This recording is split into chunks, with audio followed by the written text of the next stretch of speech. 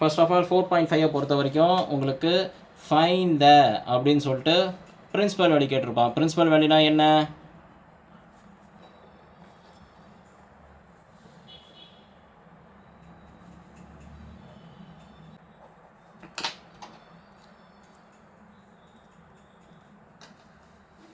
What is mean by principal?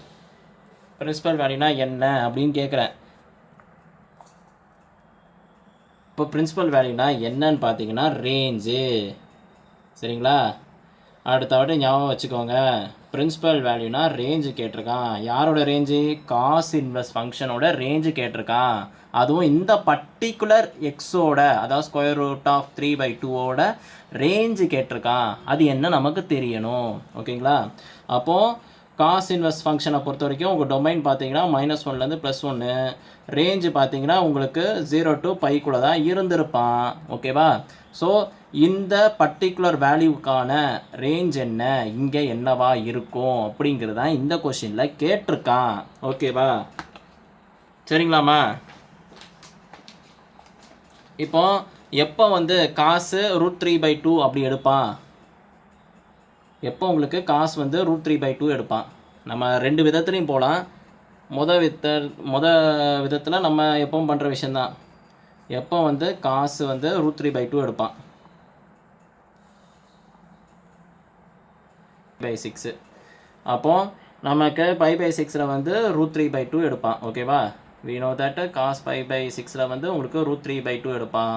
So அதை வச்சுக்கிட்டோம் நம்ம காசு இந்த வேல்யூ வந்து π/6ங்கிற வேல்யூ வந்து உங்களுக்கு இவனையும் கேன்சல் பண்ணிட்டோன்னா π/6ங்கிறது வந்து இட்ஸ் பிலாங்ஸ் டு 0 to πக்குள்ளே தான் இருக்க போகிறான். ஸோ இப்படியும் முடிக்கலாம். அப்படி இல்லையா, நான் ஃபார்மல் வேல தான் வரப்போகிறேன், ஐம் ஏ பெஸ்ட் மேத்தமெட்டிஷியன் அப்படின்னு சொல்கிறவங்கலாம் ஜஸ்ட் இந்த மாதிரி எழுதுவாங்க. Cos inverse of √3/2. Just I give a idea for that. நான் வந்து எப்படி இது பண்ணலாம் அப்படிங்கிறத வந்து ஐடியா கொடுத்துட்டேன். ஏதோ ஃபார்மல் வேலை எழுதுனா y = இப்படி எடுத்து எழுதிக்கிட்டு இதோட ஒய்ங்கிறது வந்து ரேஞ்சு. ஓகேவா? அந்த ரேஞ்ச் என்னன்னு சொல்ல போகிறேன். அப்போது இங்கே போத் சைடு வந்து காசால் மல்டிபிள் பண்ணால் எனக்கு வந்து cos y = எனக்கு வந்து இது இங்கேருந்து இங்கே இந்த பக்கம் வந்துடும். அப்போது √3/2ன்னு சொல்லிட்டு வந்துடும். ஓகேவா? காசும் காசு இன்வெர்ஸும் கேன்சல் ஆகிரும். ஸோ எப்போ வந்து எனக்கு நம்ம இப்போ பேசின விஷயந்தான் √3/2 எடுப்பான் காசு அப்படின்னு பார்த்தோன்னா cos π/6, இங்கேயும் காசு y. இப்போ இந்த காசும் நம்ம காசு இன்வெர்ஸால் மல்டிபிள் பண்ணால் த்ரூ அவுட்டாக மல்டிபிள் பண்ணும்போது எனக்கு y = π/6. π/6 பிலாங்ஸ் டு 0 to 180 டிகிரிக்குள்ளே தான் இருக்க போகிறான் அப்படிங்கிறது வந்து இது ஃபார்மல் வேல சொல்கிறது. ஓகேவா? இப்போ ஒய்ங்கிறது தான் நம்ம ரேஞ்சு. அந்த ரேஞ்சை தான் நம்ம கண்டுபிடிச்சிட்டோம். ஓகேவா? புரிஞ்சுதா? π/6ங்கிறது வந்து இந்த இடத்துல இருப்பான். அது இந்த பர்டிகுலர் இன்டர்வல்குள்ளே தானே இருப்பான். அதை தான் இங்கே மீன் பண்ணுறேன். ஓகேவா? இப்போ நெக்ஸ்ட் எக்ஸாம்பிள் போகலாமா? நம்ம ஃபர்ஸ்ட் ஆஃப் ஆல் ஃபஸ்ட்டு கொஸ்டினை வந்து எழுதுவோம். காஸ் இன்வெர்ஸ் -1/√2 அப்படிங்கிறத வந்து நான் ஒய்ன்னு எடுத்துக்கிட்டேன். ஓகேவா? இப்போது இங்கே வந்து ஸ்ட்ரெயிட்டாக இதோட பிரின்சிபல் வேல்யூ அப்படின்னு கேட்டான். ஆனால் இந்த கொஷினை பொறுத்த வரைக்கும் இங்கேயும் பார்த்தீங்கன்னா காஸ் இன்வெர்ஸு இந்த ஒரு பர்டிகுலர் வேல்யூ, இங்கேயும் காஸ் இன்வெர்ஸ் தான் இருக்குது. இங்கே ஒரு பர்டிகுலர் வேல்யூ கொடுத்துருக்கான். அந்த பர்டிகுலர் வேல்யூ வந்து உங்களுக்கு நெகட்டிவில் இருக்குமா, அதாவது அந்த ரேஞ்ச் வந்து நெகட்டிவில் இருக்குமா அப்படின்னு பார்த்தோன்னா இங்கே 0 to πக்குள்ளே தான் இருக்கான். அப்போது அது எனக்கு வந்து நெகட்டிவில் வர்றதுக்கான வாய்ப்புகள் கிடையாது. ஓகேவா? அப்போது நெகட்டிவாக இருந்துச்சுன்னா அதை வந்து பாசிட்டிவாக மாற்றி கொண்டு வரணும்.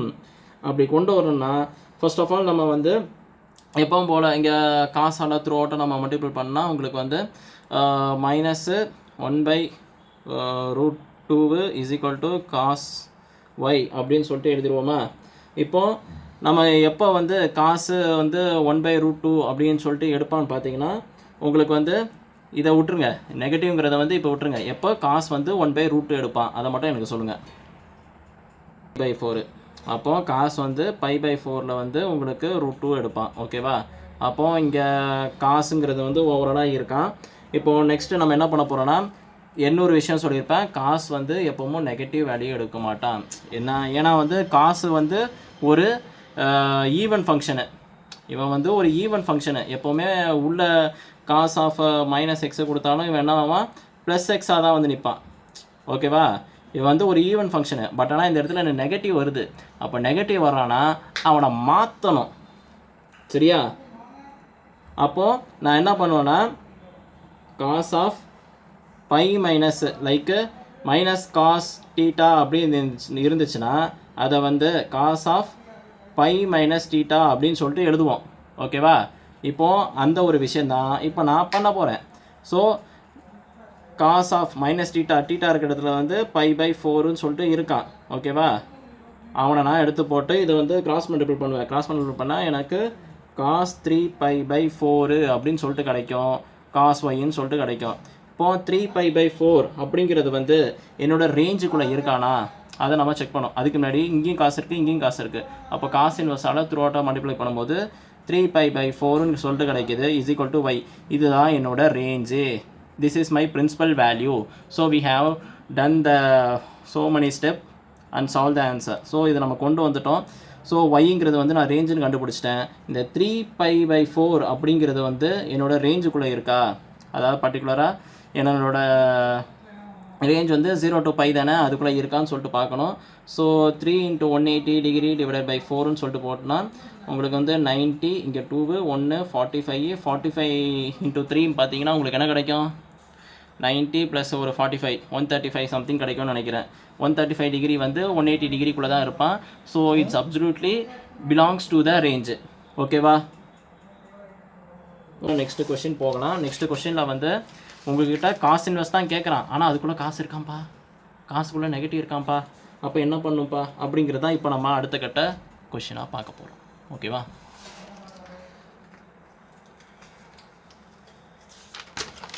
ஸோ செகண்ட் கொஷினை பொறுத்த வரைக்கும் நான் இங்கே எழுதுதேன்.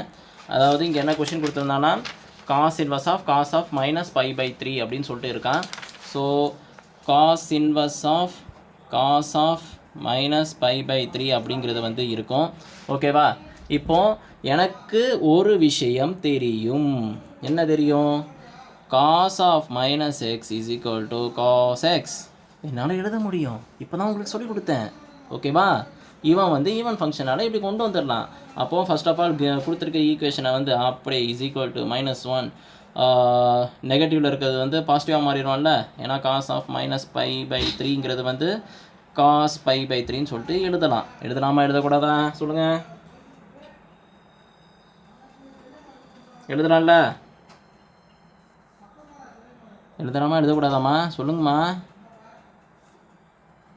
போச்சு. இப்போ நமக்கு வந்து காஸ் இன்வெர்ஸு காசு. ஸோ இதை உள்ள மல்டிப்ளை பண்ணால் எனக்கு பை பை 3ன்னு சொல்லி கிடைக்குது. இந்த பை பை 3 வந்து இந்த பர்டிகுலர் ரேஞ்சுக்குள்ளே 0 to 180 டிகிரிக்குள்ளே கண்டிப்பாக இருப்பான். ஸோ எனக்கு பிரச்சனை இல்லை. 60 degrees belongs to the 180 degree in between the 0 to 2 பைக்குள்ளே தான் இருப்பான் அப்படிங்கிறத வந்து நான் சொல்லுவேன். ஓகேவா? இப்போ இது ஓகேவா? புரிஞ்சிருச்சா? நெக்ஸ்ட் கொஷின் போகலாமா? ஸோ நெக்ஸ்ட் கொஷின் என்ன கேட்டிருந்தோன்னா cos inverse of cos of 7 pi pi 6 தான் கேட்டுருதான்னு நினைக்கிறேன். I think it's correct.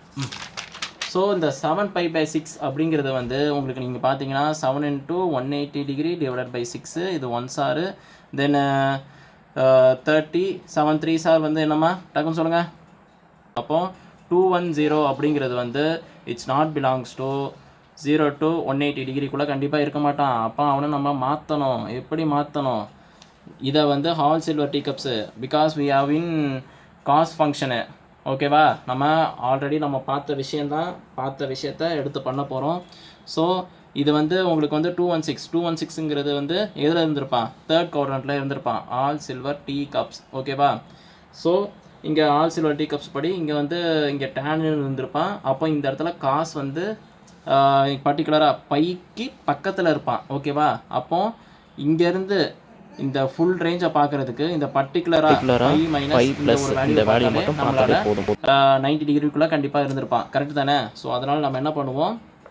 Cos inverse of cos of pi இங்கே ப்ளஸ் தான் பண்ண போகிறோம். ஏன்னா இங்கே 180லேருந்து ப்ளஸ் பண்ணால் உங்களுக்கு அந்த வேல்யூ கிடச்சிருவான். சரியா? அப்போ கீழே டினாமினேட்டர் வேல்யூ வந்து 6, அது கீழே போட்டுறேன். அப்போ நியூமரேட்டர் வேல்யூ என்ன போட்டால் உங்களுக்கு 7 பைன்னு சொல்லிட்டு கிடைப்பான். சொல்லுங்கள். பை போட்டால் உங்களுக்கு வந்து கிடச்சிருவான். ஓகேவா?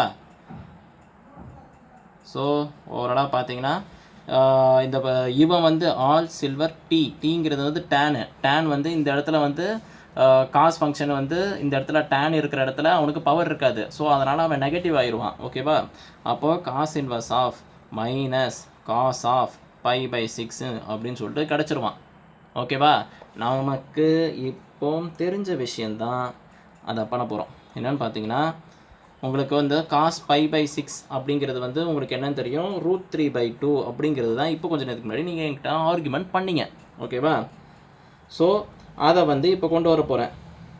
ஸோ ஃபர்ஸ்ட் ஆஃப் ஆல் இப்போ வந்து காஸ் இன்வர்ஸ் ஆஃப் -x அப்படின்னு சொல்லிட்டு திரும்பி வருகிறான். ஓகேவா? இந்த வேல்யூ வந்து பர்டிகுலராக இப்போ நம்ம மேலே பார்த்தோம் பார்த்தீங்களா, இங்கே வந்து காஸ் ஃபங்க்ஷனுக்கு, இந்த காஸ் ஃபங்க்ஷனுக்கு பார்க்குறேங்க, இதுக்கு இன்வர்ஸ் கிடையாது. இவனுக்கு தான் எனக்கு வழி தெரியும். காஸ் ஆஃப் -x வந்து காஸ் எக்ஸ்ன்னு எனக்கு தெரியும். காஸ் இன்வர்ஸ் ஆஃப் -xக்கு நான் இது வரைக்கும் உங்களுக்கு சொல்லிக் கொடுக்கல. ஏன்னா நான் இது வரைக்கும் காஸ் இன்வர்ஸ் ஆஃப் -xை வந்து என்ன பண்ணேன், ஃபார்முலாக நான் எழுதிக்கிட்டேன், ஃபார்முலா எடுத்துகிட்டு வந்து கொண்டு வந்துட்டேன். ஓகேவா? என்னால் பர்டிகுலராக காஸ் இன்வர்ஸ் ஆஃப் -x வந்து என்னால் சொல்ல முடியாது. ஸோ அதனால் நான் என்ன பண்ணுறேன்னா, இப்படி கொடுத்துருக்கிறத வந்து நம்ம எப்போவும் ஃபார்மல் ஸ்ட்ரக்சர்லேயே கொண்டு வரேன். இந்த மாதிரி இருக்கிறத நான் ஃபார்மல் ஸ்ட்ரக்சர்லேயே கொண்டு வரேன். என்னன்னு பார்த்தீங்கன்னா, உங்களுக்கு let y = cos inverse of -√3/2 அப்படிங்கிறத வந்து எழுதிக்கிறேன். தென் நெக்ஸ்ட்டு என்ன பண்ண போகிறேன், காசால் எடுத்து த்ரூ அவுட்டாக மல்டிபிள் பண்ணும்போது எனக்கு காஸ் y = -√3/2 அப்படின்னு சொல்லிட்டு கிடைக்கும். இப்போது இந்த வேல்யூ எப்போ எடுப்பான், காஸ் வந்து எப்போ √3/2 எப்போ எடுப்பான் அப்படின்னு பார்த்தீங்கன்னா, இப்போ தான் தெரியும், π/6 அப்படிங்கிற போது எனக்கு கிடைப்பான். ஓகேவா? அப்போது காஸ் π/6. இப்போது நமக்கு ஏற்கனவே தெரிஞ்ச விஷயம், காஸ் வந்து எப்போவுமே உங்களுக்கு ஈவன் ஃபங்க்ஷன், இவன் எப்போவுமே எந்த ஒரு நெகட்டிவ் வேல்யூ கொடுத்தாலும் பாசிட்டிவாக மாற்றிடுவான் அப்படிங்கிறது தெரியும். ஸோ நான் அதை அப்படியே ரிவர்ஸில் வரேன். இப்போ இந்த மாதிரி எனக்கு நெகட்டிவ் வரானா, அப்போது அது வந்து நம்ம மாற்ற தான் செய்யணும். ஓகேவா? அப்போது அதை அப்படி என்ன பண்ணுவோன்னா, காஸ் ஆஃப் π மைனஸு தென் தீட்டாவோட வேல்யூ வந்து π/6.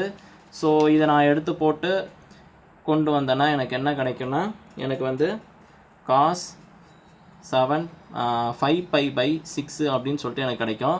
ஓகேவா? ஸோ இப்போ காஸ் இன்வர்ஸால் த்ரூ அவுட்டாக நான் மல்டிபிள் பண்ணால் எனக்கு y = 5π/6 அப்படின்னு சொல்லிட்டு கிடைக்கும். இப்போ பார்த்தீங்கன்னா, இவன் தான் என்னோடய ரேஞ்சு. ஏன்னா காஸ் ஃபங்க்ஷனுக்குள்ளே இது வந்து காஸ் ஃபங்க்ஷன், இது ஒரு பர்டிகுலர் ஏதோ ஒரு ஃபங்க்ஷனு, எனக்கு த்ரூ அவுட்டாக பார்க்கும்போது காஸ் இன்வர்ஸ்னால் அதோட ரேஞ்ச் தான் கேட்டிருக்கான். இந்த ஒரு பர்டிகுலர் ஏதோ ஒரு ஃபங்க்ஷனு, அந்த ஃபங்க்ஷனுக்கு இந்த காஸ் இன்வர்ஸோட ரேஞ்ச் என்னென்னு கேட்டிருந்தான். அந்த ரேஞ்சுன்னு என்னென்னு பார்த்தீங்கன்னா, எனக்கு வந்து 5π/6 இது வந்து பிலாங்ஸ் டு எனக்கு 0 to πக்குள்ளே இருக்கானான்னு கேட்டேன்னா நம்ம செக் பண்ணி பார்க்கணும். 5 × 180 டிகிரி / 6, இது 1 சாரு, தென் இது வந்து 3 sir. So 150 degree belongs to the range of 0 to 180 degree. So என்னால் இந்த ஒரு வேல்யூ கொடுக்க முடியும், 5π/6. ஓகேவா? இதில் ஏதாவது டவுட்ஸ் ஏதாவது இருக்கா?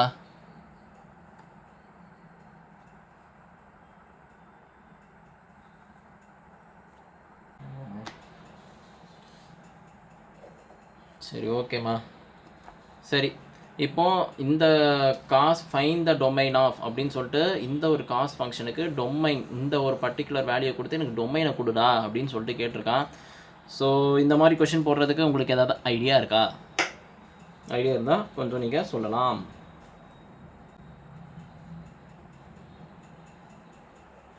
சும்மா அந்த ஸ்ட்ரக்சர் எப்படி இருக்குன்னு மட்டும் சொல்லுங்கள், வேறு ஒன்றும் வேண்டாம்.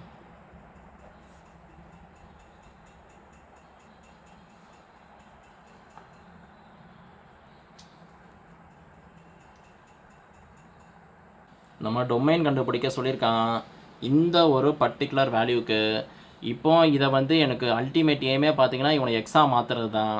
ஸோ ஃபர்ஸ்ட் ஆஃப் ஆல் நான் என்ன பண்ணுவேன் அப்படிங்கிறது வந்து ஒரு பேசிக்கான ஐடியாலஜி நான் கேட்குறேன். டொமைன் தானேப்பா சார் சொல்கிறாங்க, டொமைன்னா என்ன, இந்த ஃபங்க்ஷனுக்கு காஸ் இன்வர்ஸ் ஃபங்க்ஷனுக்கு டொமைன் கேட்குறான். அப்போ இவன் தான் என் டொமைன். அப்போ இதுக்குள்ளே இந்த ஒரு ரேஞ்சுக்குள்ளே தான் சார் இருப்பான். இப்போ இந்த எக்ஸு என்னன்னு தெரியாது, இவனை எக்ஸாக மாற்றணும், காஸ் இன்வர்ஸ் ஆஃப் எக்ஸ்ன்னு தான் சொல்லிட்டு இருக்கான். ஸோ இவன் வந்து வேறு ஏதோ ஒரு கிராதகமான லட்சணத்தில் இருக்கான். இவனை வந்து எக்ஸாக மாற்றணும். ஸோ அதுக்காக நான் -1 to +1 இன்டர்வல்குள்ளே தான் நான் இதை வந்து பேச போகிறேன். டொமைன்னா இது தானே, காஸ் இன்வெர்ஸ் ஃபங்க்ஷனுக்கு டொமைன் தான் -1லேருந்து +1குள்ளே தான் இருந்திருப்பான். இப்போ எனக்கு இது எக்ஸ் இல்லை, எக்ஸுக்கு பதிலாக 2 + காஸ் sin x / 3ன்னு சொல்லிட்டு இருந்திருக்கான். ஓகேவா? அப்போ அவனை எடுத்து இங்கே போட்டுட்டு இவனோட அல்டிமேட் ஏமே பார்த்தீங்கன்னா உள்ளே வந்து எக்ஸு கொண்டு வர வைக்கணும். இந்த இன்டர்வல்குள்ளே எக்ஸு கொண்டு வர வைக்கணும். வெளியே இன்டர்வல் என்ன வேணால் மாறலாம். இதுதான் ஐடியா. கொஷினை வந்து இதை பார்த்தோன்னே என்ன ஏதுன்னெலாம் நீங்கள் பார்க்காதீங்க. டொமைனா அப்போ -1லேருந்து +1குள்ளே தான் இன்டர்வல் இருப்பான். நீங்கள் பேசணும். நான் அதுதான் எதிர்பார்க்குறேன். நெக்ஸ்ட் டைம் நான் வந்து பேசுகிறதுக்கு முடிஞ்ச அளவுக்கு பாருங்கள். இப்போது மல்டிபிள் பை த்ரூஅவுட், ஏன்னா டிவைடில் இருக்கான். டிவைடில் இருக்கிறத வந்து எனக்கு மல்டிபிள் பண்ணுறேன். த்ரூஅவுட்டாக மல்டிபிள் பண்ணால் கீழே இருக்க வேல்யூ வந்து எனக்கு வந்து கேன்சல் ஆயிடுவான். So multiple by 3. So -3 ≤ 2 + sin x. இதை நான் டிவைட் பண்ணுறேன், இங்கே மல்டிபிள் பண்ணுறதுனால இங்கே கீழே இருக்க இவனும் கேன்சல் ஆகிடுவான். ஸோ அந்த ஸ்டெப்பை நான் உங்ககிட்ட காமிக்கல. நெக்ஸ்ட் என்ன பண்ண போகிறேன்னா, இங்கே வந்து +2ன்னு இருக்கான். அப்போ +2னா இப்போ என்ன பண்ணுவோம், எனக்கு வந்து இதை ஃபைனலாக எக்ஸாக மட்டும் தான் உள்ளுக்குள்ளே கொண்டு வரணும் இந்த இன்டர்வல்குள்ளே. ஸோ நான் என்ன பண்ணுறேன், ஆடு -2 அப்படின்னு சொல்லிட்டு ஆட் பண்ணுறேன். ஸோ இதை இப்படி கூட சொல்லலாம், இன்னொரு விதமாக சப்ராக்ட் -2 அப்படின்னு கூட சொல்லலாம். உங்கள் இஷ்டம்தான். சப்ராக்ட் 2 அப்படின்னு சொல்லிட்டு எழுதுனா கூட உங்களுக்கு வந்து -3 -2 ≤ -2 +2 + sin x ≤ 3 -2 அப்படின்னு சொல்லிட்டு எழுதுவேன். அப்போ -5 ≤ sin x ≤ 1 அப்படின்னு சொல்லிட்டு எனக்கு கிடைக்குது. சைன் ஃபங்க்ஷன் இங்கே பாருங்கள், உங்கள் சைன் ஃபங்க்ஷன் வந்து பர்டிகுலராக அவங்க இன்டர்வல், அதாவது ரேஞ்ச் என்னவா எடுத்திருப்பான்னு பார்த்தீங்கன்னா, உங்களுக்கு வந்து -1லேருந்து சைன் ஃபங்க்ஷனை பொறுத்த வரைக்கும் π/2லேருந்து +π/2குள்ளே தான் இருந்திருப்பான். இது வந்து சைன் ஃபங்க்ஷனோட டொமைனு. அவனோட ரேஞ்ச் பார்த்தீங்கன்னா -1லேருந்து +1குள்ளே தான் இருந்திருப்பான். ஓகேவா? ஸோ இங்கே பார்த்தீங்கன்னா எனக்கு சைன் ஃபங்க்ஷன் வந்து -5லேருந்து 1 வரைக்கும் இருக்கும் அப்படிங்கிறத வந்து இவன் மீன் பண்ணுறான். ஓகேவா? ஸோ எனக்கு எப்போவுமே தெரியும் சைன் ஃபங்க்ஷன் வந்து அந்த மாதிரி இருக்க எனக்கு வாய்ப்புகள் கிடையாது. ஸோ அப்போ நான் என்ன பண்ணுறேன், ஃபர்ஸ்ட் ஆஃப் ஆல் நான் அதை வந்து ரெடியூஸ் பண்ணுறேன்.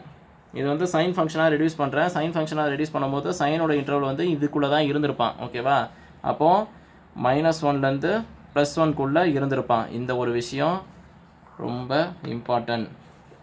ரெடியூசிங் இதை வந்து என்ன பண்ணுறேன்னா, ரெடியூஸ் டு சைனாக மாற்றுறேன், சைன் ஃபங்க்ஷனாக மாற்றுறேன். சைன் ஃபங்க்ஷனாக மாற்றினால இந்த இன்டர்வல் வந்து -1லேருந்து +1குள்ளே தான் இருந்திருப்பான். ஸோ அதனால் இங்கேருந்து இப்படி மாறுது.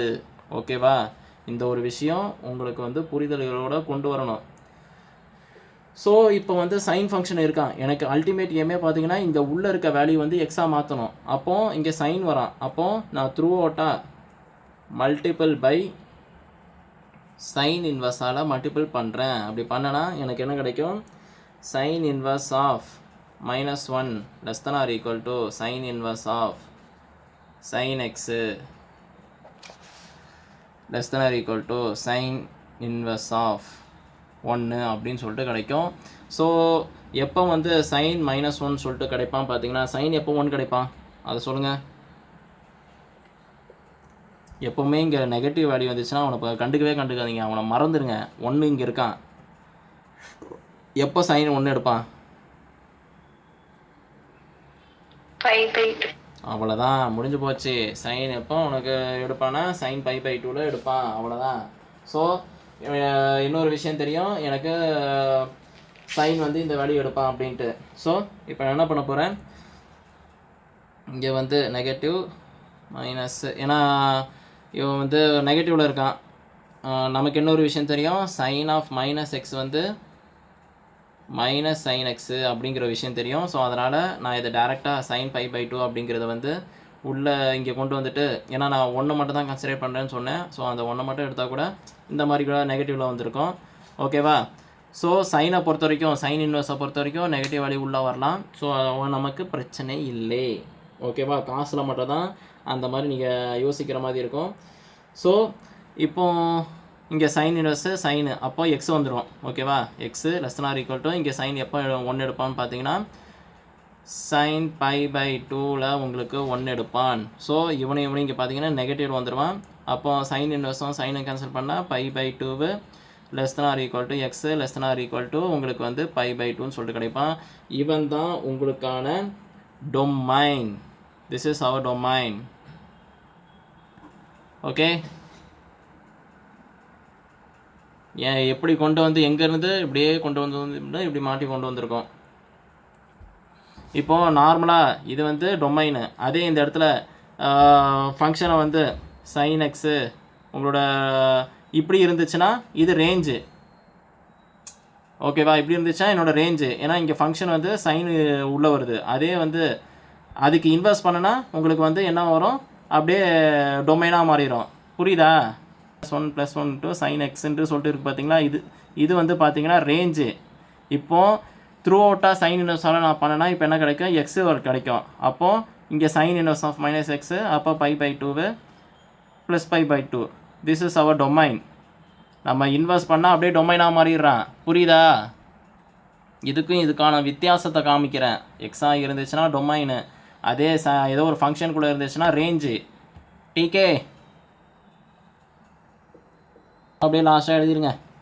ஃபைனலாக த டொமைன் ஆஃப் அப்படின்னு சொல்லிட்டு இந்த ஃபங்க்ஷனை எழுதி போட்டு